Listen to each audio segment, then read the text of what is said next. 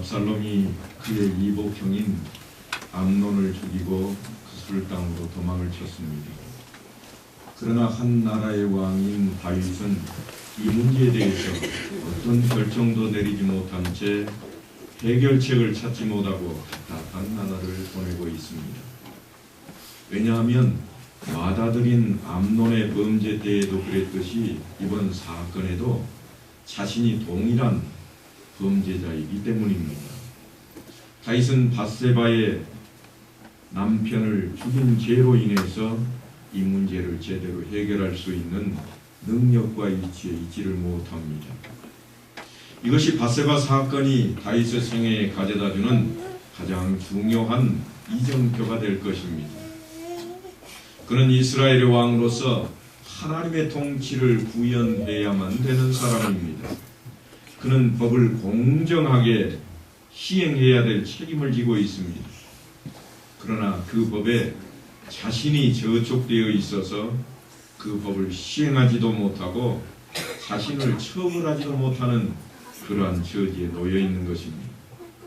뿐만 아니라 아들 압살롬이 살인사건을 저질렀고 그술 땅으로 도망을 갔는데 문제는 다윗이 그 아들을 가장 사랑했다고 하는 것입니다.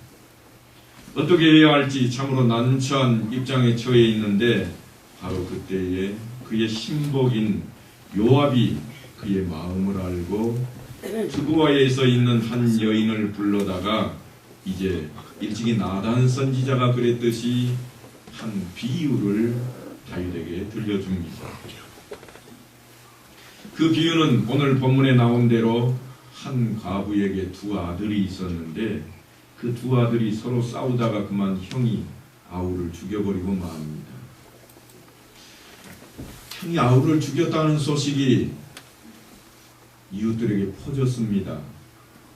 이스라엘에는 어떤 법이 있었는가 하면 율법에 따라서 사람을 죽인 자는 반드시 그 생명을 없애야 한다고 하는 법이 있습니다. 그러니까 이스라엘 법대로 하자면 살인을 한 사람은 죽여야만 합니다. 그래서 이 여인이 지금 호소를 하고 있는 것입니다. 당연한 호소를 하고 있습니다.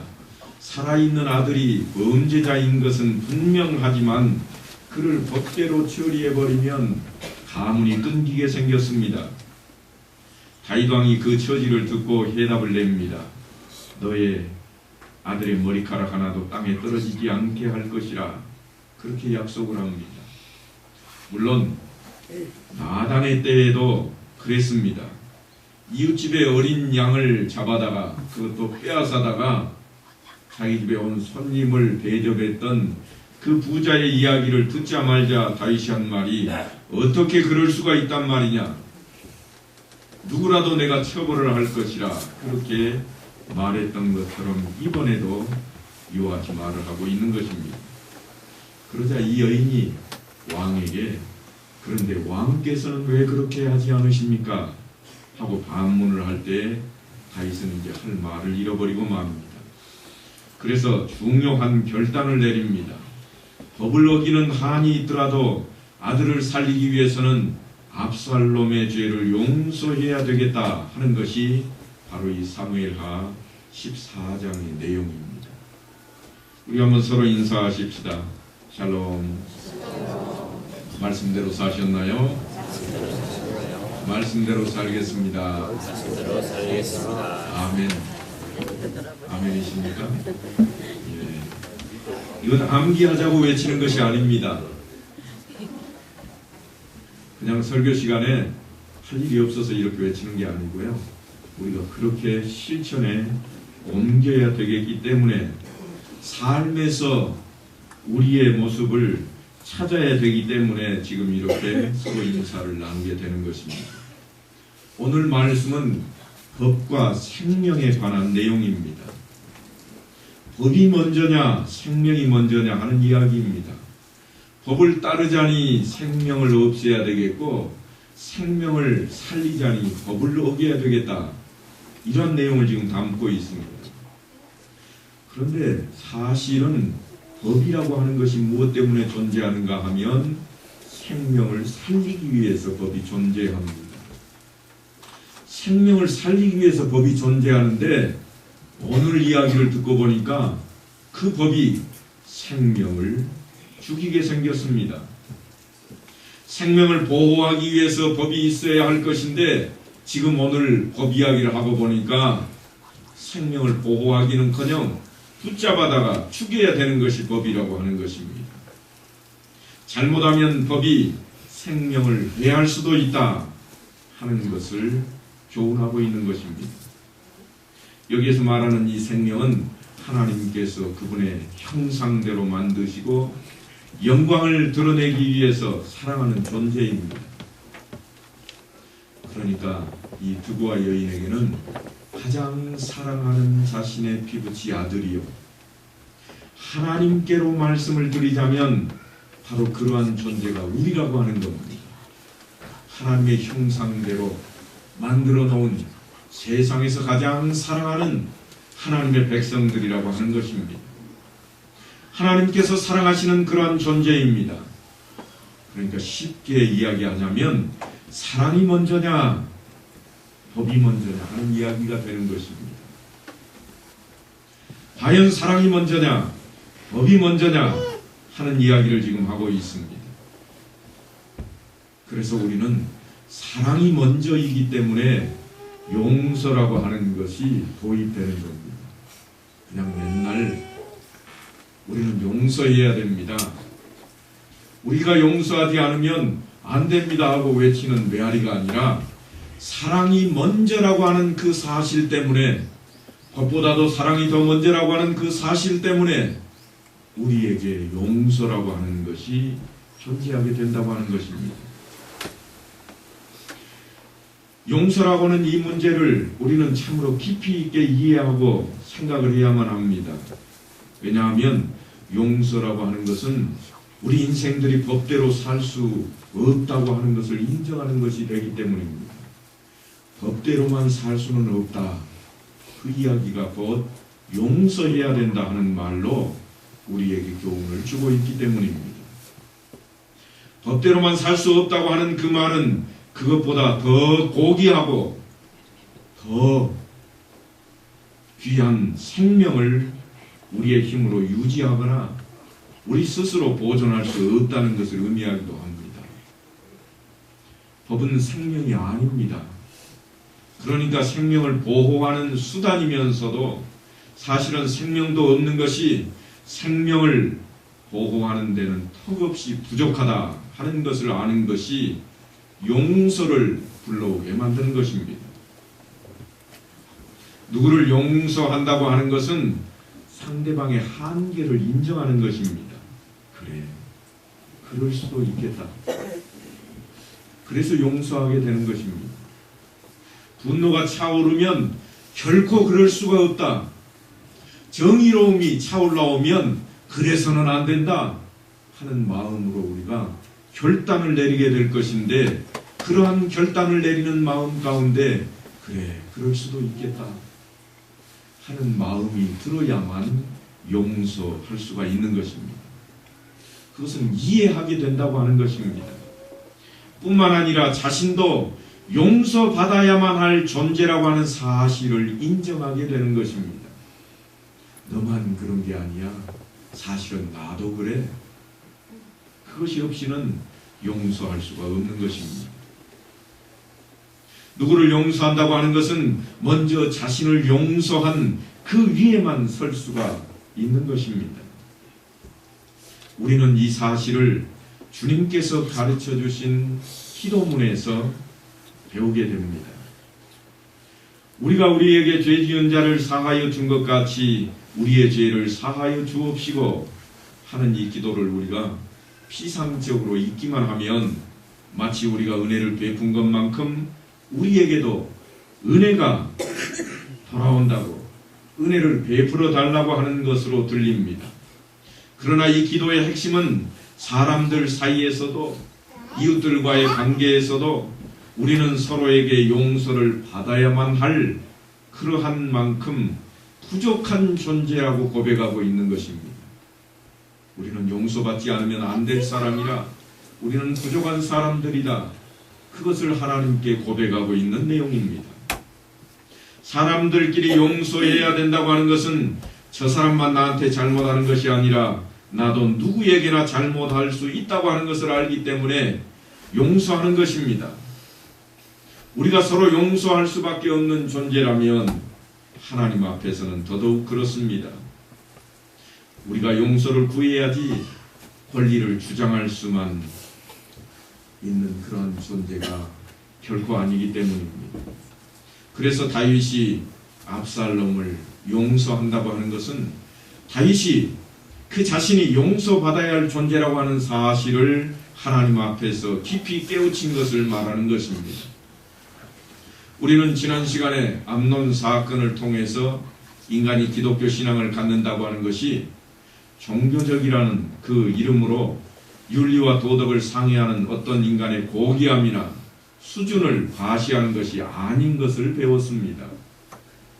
바세바 사건을 통해서 다윗이 깨우친 것은 암논이 범한 죄가 자신이 지은 죄와 같은 것이며, 그래서 하나님의 백성으로 살며 하나님의 법을 지키며 거룩하게 살아야 한다고 하는 것이 우리들의 능력으로 될 수 없다고 하는 것입니다.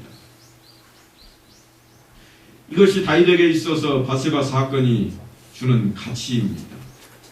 그가 암논을 정죄하지 못한 것은 자신을 먼저 정죄해야 하기 때문이었습니다. 그런 차원에서 기독교 신앙은 내가 신자라는 이름으로 남보다 더 나은 것을 증거하는 책임이 있는 것이 아니라 은혜를 필요로 하는 사람인 것을 보여주는 차원의 것입니다. 우리가 은혜를 필요로 한다고 하는 것은 예수 그리스도 안에 있는 하나님의 은혜로서 그것만이 우리 인생을 참되게 만들 수 있다는 그러한 차원으로 다른 사람들 앞에 우리의 가치와 믿음을 증거해야만 하는 것입니다. 이제 한 걸음 더 나아가서 압살롬의 사건에서 다윗이 행한 이 용서가 기독교 신앙에 있어서 얼마나 중요한 근거가 되는지 우리 신앙 속에서 살펴보고자 합니다. 이제 우리 다 같이 로마서 3장 21절로 26절 말씀을 한번 찾아보겠습니다. 로마서 3장입니다. 신약성경 사도행전 다음에 로마서가 있습니다. 로마서 3장 21절로부터 26절까지 말씀입니다. 이제 저하고 한 절씩 교독을 하시겠습니다. 눈이 잘 보이지 않는 분들은 앞에 자막을 보시면서 함께 읽도록 하겠습니다. 제가 21절을 먼저 읽습니다. 이제는 율법에 하나님의 한 의가 나타났으니 율법과 선지자들에게 증거를 받은 것이라.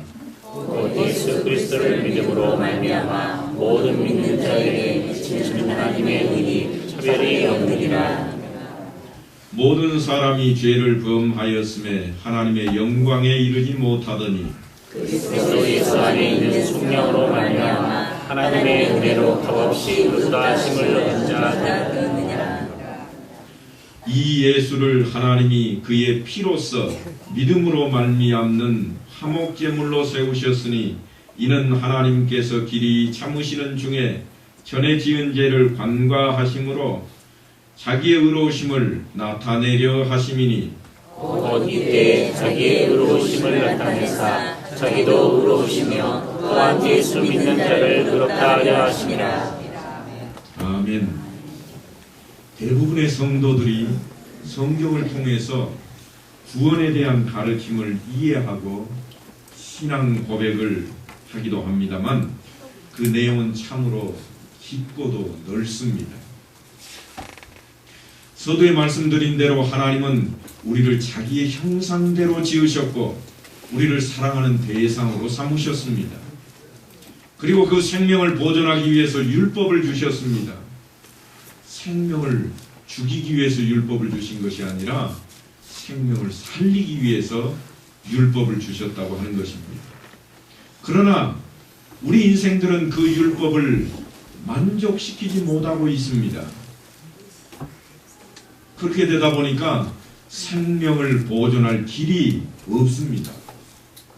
율법을 지키지 못했으니 이제 생명은 없게 되어버린 것입니다. 그래서 하나님께서는 우리를 구원하기 위해서 그 아들을 보내시게 됩니다. 아들을 보내셨다 하는 것이 무엇을 의미하는가 하면 우리가 조금 전에 읽은 그 말씀 21절로 22절에 보듯이 율법으로만 의롭게 될 줄 알았는데 율법에 하나님의 한 의가 나타났다 말씀을 합니다. 율법 말고 다른 한 의가 나타났다. 어디 그뿐입니까? 예수 그리스도를 믿음으로 말미암아 모든 믿는 자에게 미치는 하나님의 의라 그럽니다. 새로운 의가 나타났는데 예수 그리스도를 믿음으로 그에게 주어지는 하나님의 의라. 우리가 흔히 이신칭의라 하는 말을 많이 듣습니다. 이신칭의, 믿는 자에게 의롭다 칭함을 주신다고 하는 이야기입니다. 바로 오늘 본문을 두고 하는 말씀입니다. 예수 그리스도를 믿음으로 말미암아 모든 믿는 자에게 미치는 하나님의 의라. 이것이 바로 이신칭의입니다. 이것이 무슨 의미인가 하면 25절에 보면 이 예수를 하나님이 그의 피로써 믿음으로 말미암는 화목제물로 세우셨으니 이는 하나님께서 길이 참으시는 중에 전에 지은 죄를 간과하심으로 구원을 이루신 것이라. 그렇게 말씀을 하고 있습니다. 이미 우리가 지었던 모든 죄를 간과하셨다. 없는 것처럼 여기셨다. 그래서 우리를 의롭다 칭하는 겁니다. 율법으로만 의에 이르는 줄 알았던 그 시대가 이제는 지나갔다. 그런 말씀입니다. 율법뿐만 아니라 새로운 한 의를 우리에게 허락하셨다. 그 의가 무엇이냐 하고 봤더니 예수 믿는 그 믿음 때문에 우리에게 허락하신 의라.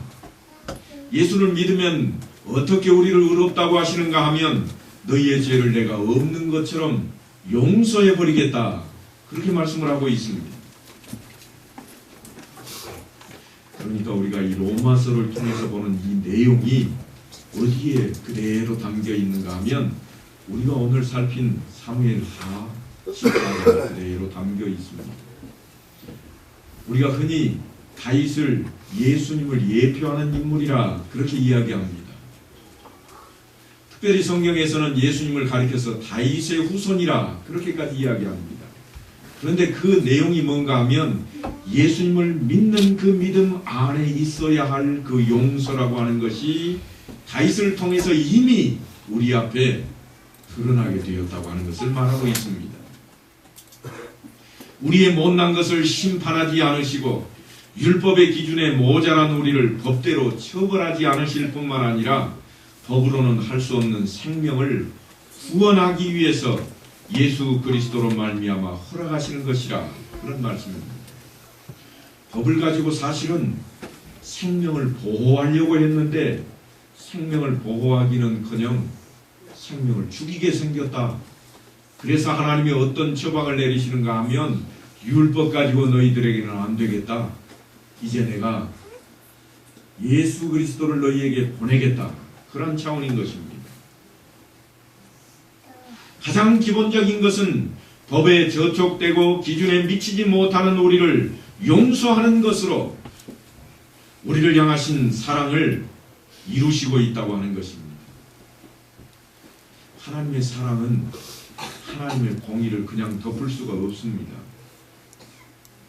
하나님의 공의는 율법과 같아서 냉정하고 결단이 있는 것입니다.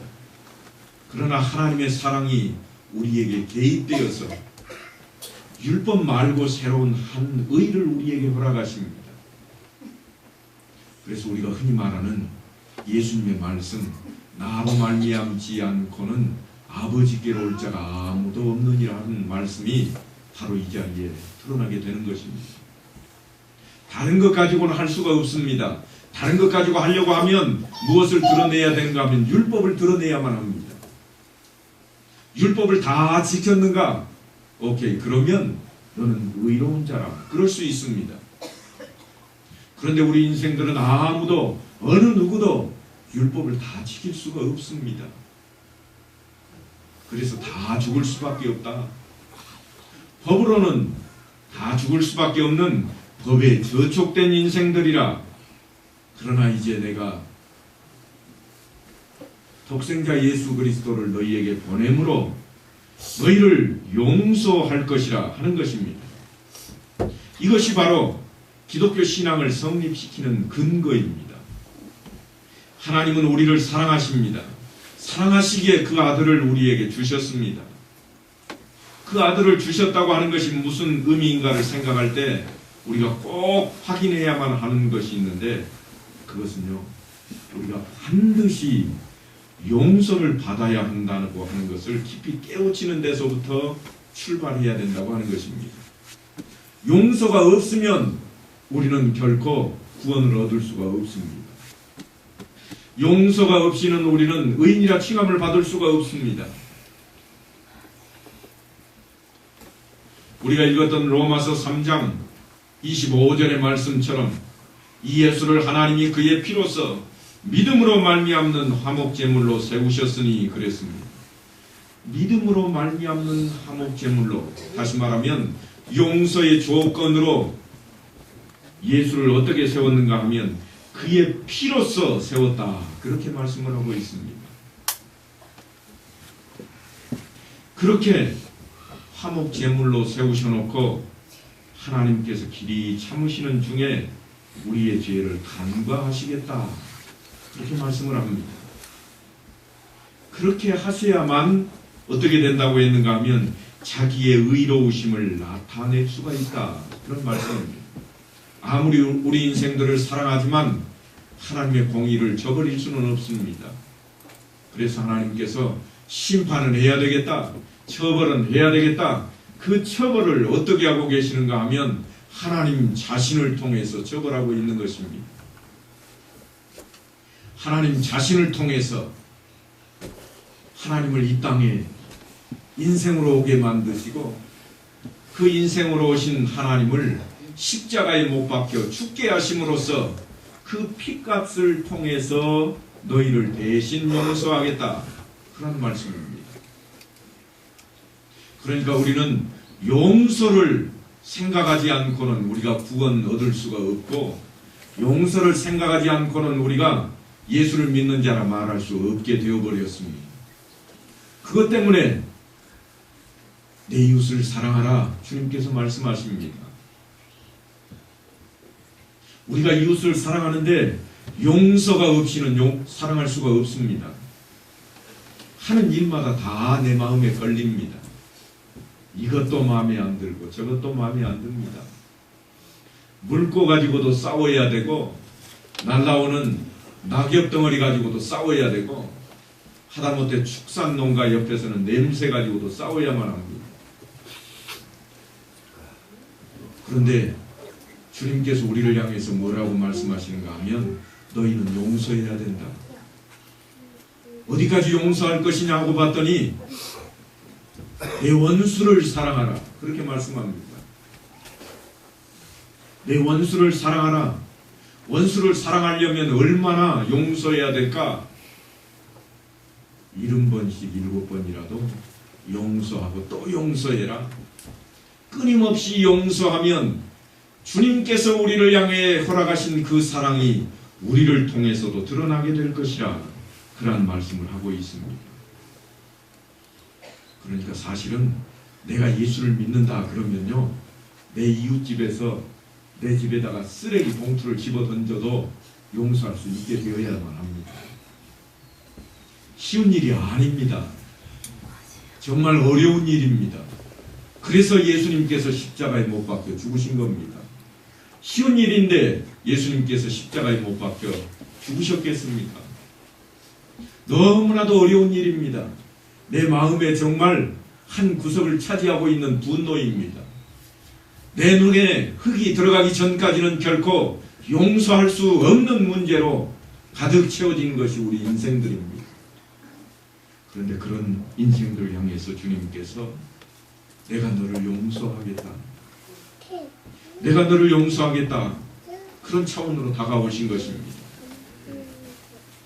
우리가 우리에게 죄 지은 자를 사하여 준 것 같이 우리의 죄를 사하여 주옵시고, 우리가 늘 주기도문 암송을 하고 있지만 정말 그렇게 해야 된다고 하는 것입니다.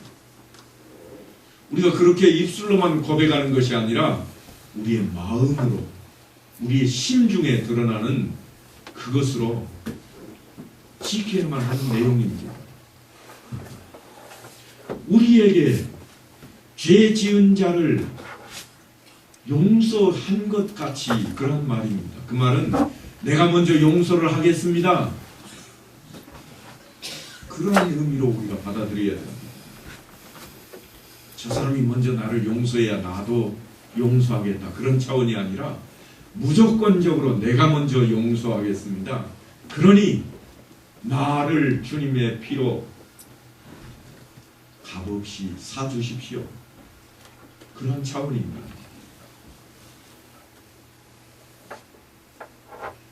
다른 말로 하자면 이것은 은혜를 구하는 것으로 출발할 수밖에 없는 것입니다.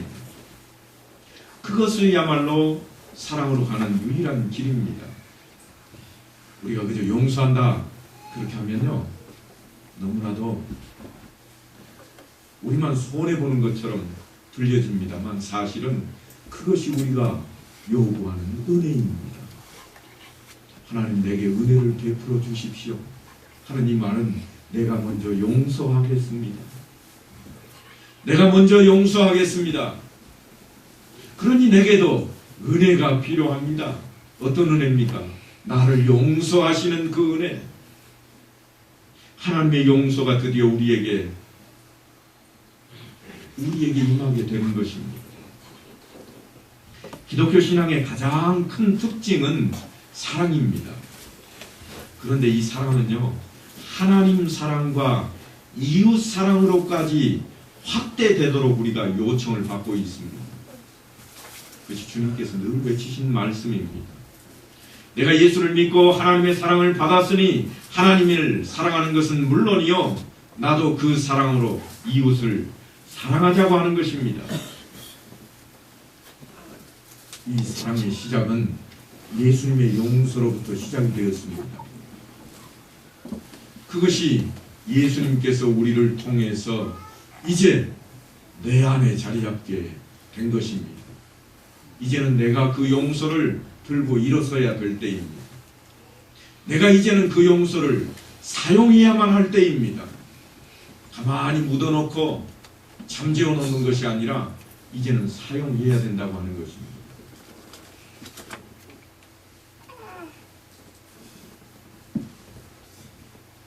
과연 우리들의 조건은 어떠합니까? 우리들은 사실 따지고 보면요, 너나 할 것 없이 우선적으로 용서받아야만 하는 존재였습니다.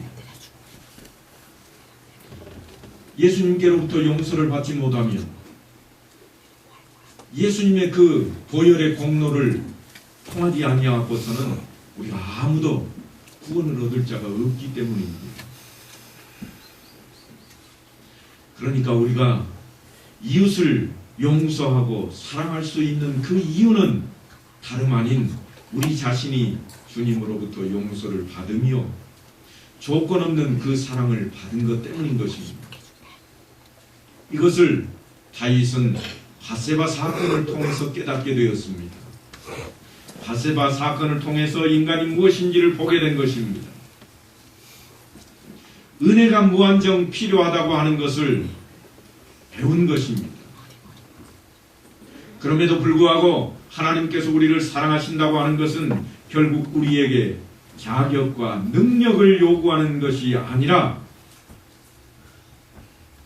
오직 예수를 믿기만 하면 된다고 하는 사실을 알게 되는 것입니다. 그때 비로소 우리는 어느 누구라도 다 용서할 수 있게 되는 것입니다. 하나님께서 나를 어떤 자격 때문에 구원하셨다. 그러면 우리는 그 자격을 이미 채웠기 때문에 그것을 내세울 수 있을 것입니다.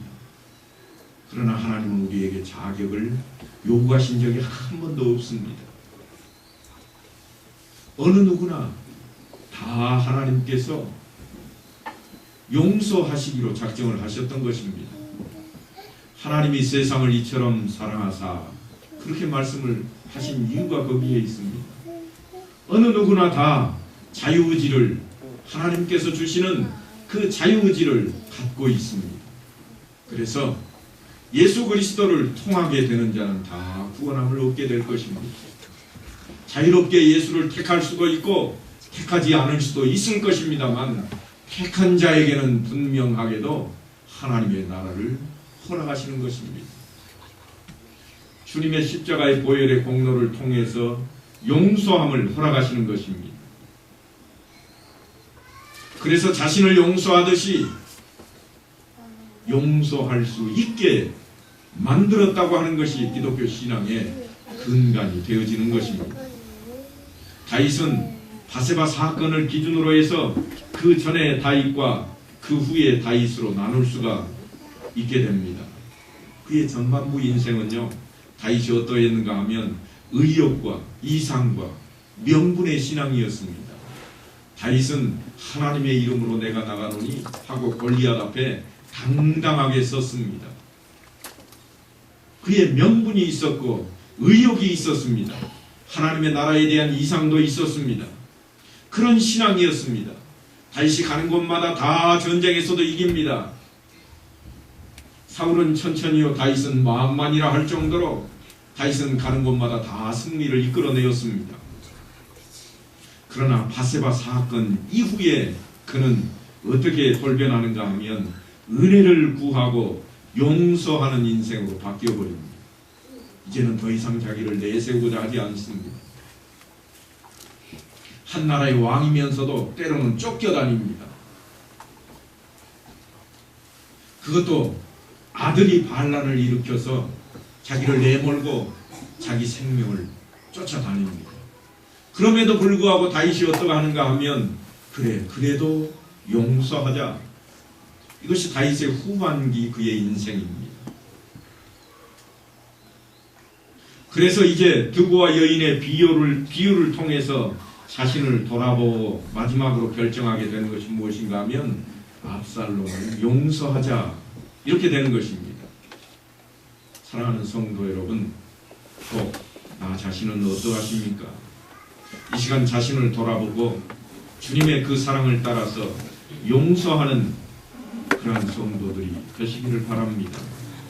가족은 물론이요, 내 이웃, 내 지역, 또 어떤 사람이라도 용서할 수 있는 사람이 되어야 할 것입니다. 그 용서가 사실은 사랑의 시작이 될 것입니다. 내 남편을, 내 아내를 사랑하는 시작도 용서로부터 시작이 될 것이고, 내 아들, 내 딸을 사랑하는 것도 용서로부터 시작이 될 것이고, 내 시어머니, 내 시아버지를 사랑하는 것도 용서로부터 시작이 되어질 것입니다. 그것만 있으면 원수라도 사랑할 수 있게 된다고 하는 것입니다. 주님의 헌을 받아서 세상에 용서와 사랑을 심는 온 성도들 되시기를 간절히 축원합니다.